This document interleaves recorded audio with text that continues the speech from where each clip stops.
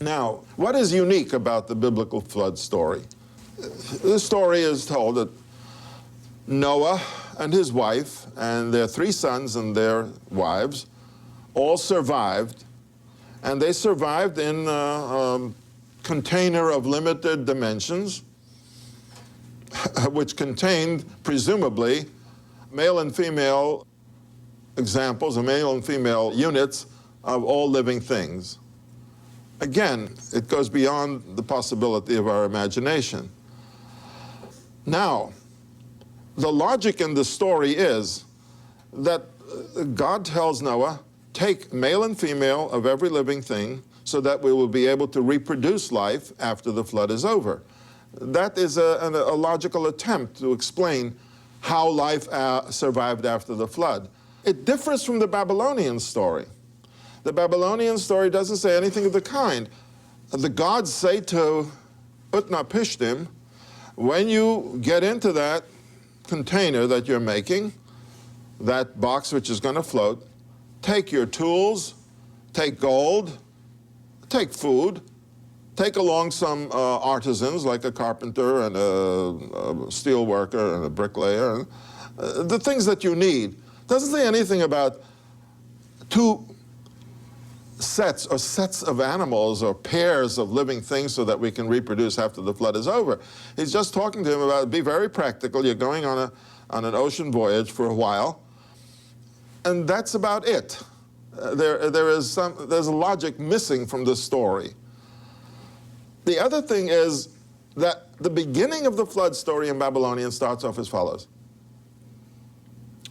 The gods decided to make a flood.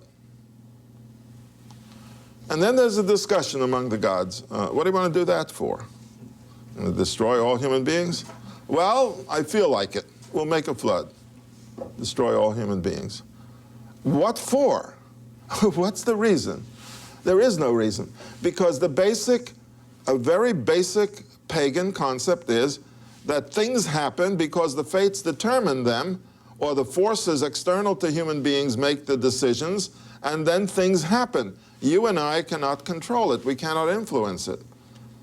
The forces external to us are the ones that make the decision. If the storm and the wind decided we're going to really go all out and drown the world, then they do it. They don't ask our permission. We have nothing to do with it. The flood story starts in the Bible is entirely different. God sees that human beings are corrupt. They're evil, they're selfish, they're wicked. And he says, I see that the heart of the human being inclines to evil all the time. I'm sorry that I made human beings. I regret it. And the only thing I'm going to do is I'm going to wipe all flesh off the face of the earth. That's the end of it. I made a mistake. Finished.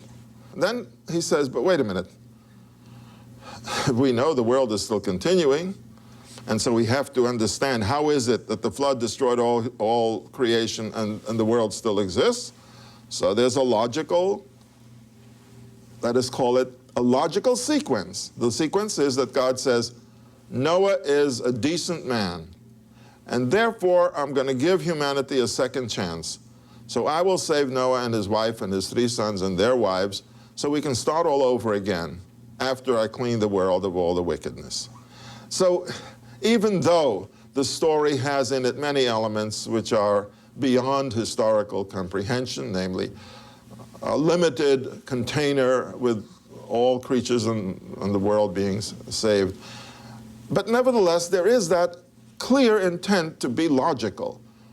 And there is the other element which is missing, and that is the story of the flood, which is an ancient Babylonian Sumerian story, is put into a moral context, which it doesn't have in the originals. There is no moral context in the originals.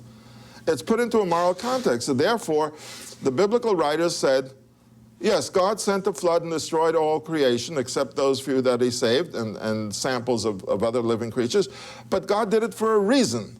It was punishment for human evil, misbehavior, wickedness, and all the rest of the things that human beings do, because they are basically at heart inclined to be selfish and wicked and evil.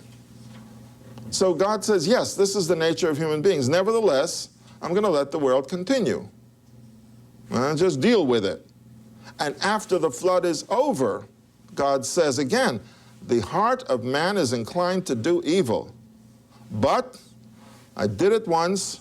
It was a terrible thing to annihilate all life on earth, but I let it continue through these human beings, this one family of man, and all of the other living creatures. And from now on, I'm not going to interrupt it anymore.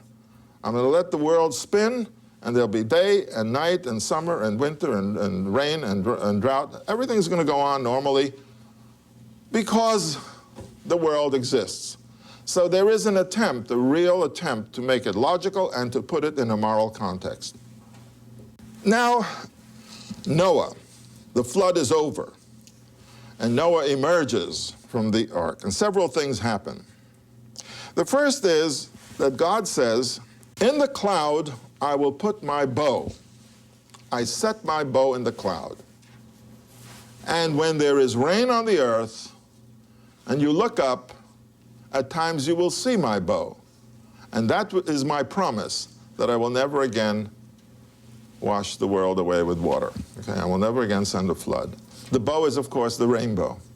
And when does it appear? In the cloud, or as the rain is falling and you look in the right position, you see a rainbow. What is the shape of it? It is a part of a circle. It is an arc of a circle.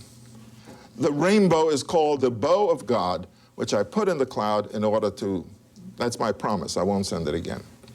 Now, in the Babylonian story of the flood, you have a similar statement, but again, it's not in the same context. After the flood, the goddess Ishtar, who is the goddess of beauty in Babylonian pantheon, she's beauty, she's the goddess of beauty and of war. Ishtar says, I'm going to take my necklace and hang it in the sky. And I will say, okay, we did the flood. We don't know why the gods did it, but they did it. But I won't do it again. I won't let them do it again. The necklace of Ishtar is the rainbow.